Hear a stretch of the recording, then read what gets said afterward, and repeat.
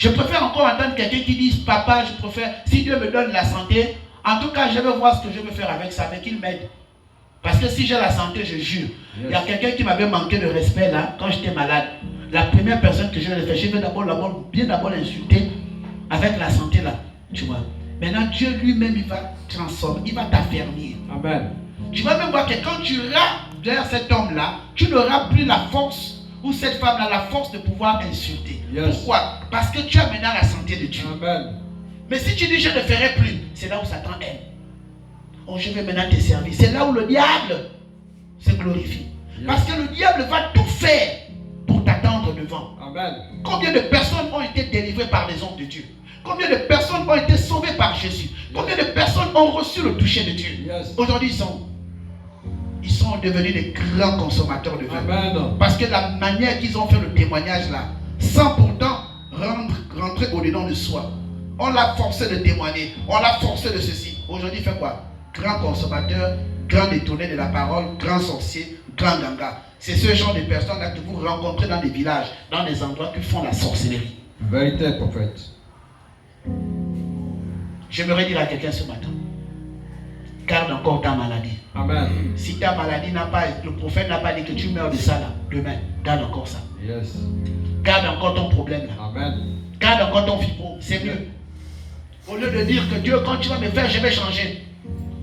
Tu es dans le chômage. C'est même quand tu es au chômage que ta présence à l'église aide même ta famille. Parce que le simple fait que tu sois à l'église, dans le chômage, Amen. Sans argent là, c'est ta famille qui est en train d'être libérée. Vérité. Mais quand tu dis maintenant, Seigneur, donne-moi le travail, je vais te servir là. C'est là où maintenant on ne te verra plus. Et tes vrais problèmes vont démarrer par là. Vous savez, il y a une action mystique, très mystique, que j'aimerais rapidement. On est dans la parole, hein. C'est toujours le même thème, on est dans l'Apocalypse. Je ne sais pas si tu as suivi ça. Il y a une action très mystique. J'aimerais que tu suives ça encore. L'action mystique de la parole dans le livre de Matthieu. La Bible dit que Jésus était dans la barque. Amen. Alléluia. Amen. Suivez-moi bien. Il était dans la barque. Et il y avait une agitation des eaux. Yes. C'est-à-dire que le Dieu de la mer, les principautés, qu'est-ce qu'ils ont fait? Ils se sont agités. Pourquoi? Mais parce qu'il y avait un dangereux. Amen. Ils étaient en mouvement. Au point où les disciples avaient comment? Ils avaient peur. Jésus allait où ça? Il allait où? Il allait à Gadara. Pendant qu'il allait à Gadara, qui l'accueille? C'est un fou. Le fou là était calmé par qui? Il a été calmé par Jésus. Amen. Depuis quoi? Depuis les eaux. Yes. Alléluia. Amen. Donc Jésus-Christ sauve les disciples. Il te sauve des entités. Il te sauve des principautés. Il y a quelqu'un qui réagit. Yes, so.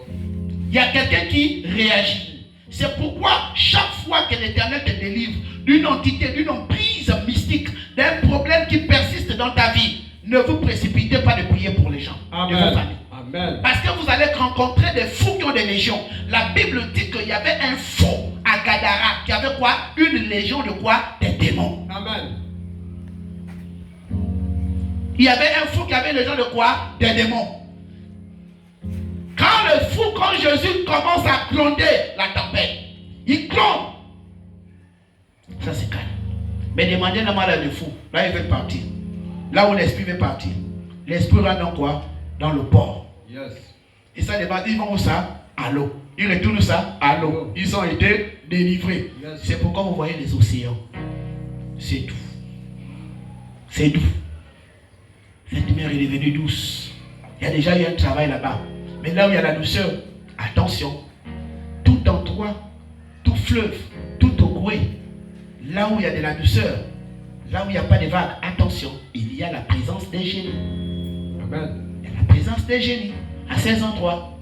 Et c'est pourquoi lorsque vous entrez dans cet univers, on vous demande de faire quoi? On vous demande de laver le visage. Symbole de quoi? De puissance de Christ. Amen. Il a vaincu. Et on vous dit, confirmez. Vous lavez le visage. Mais vous êtes tellement attaché à la théologie de la parole et vous ne comprenez quoi? Rien. C'est pourquoi vous êtes déracinés.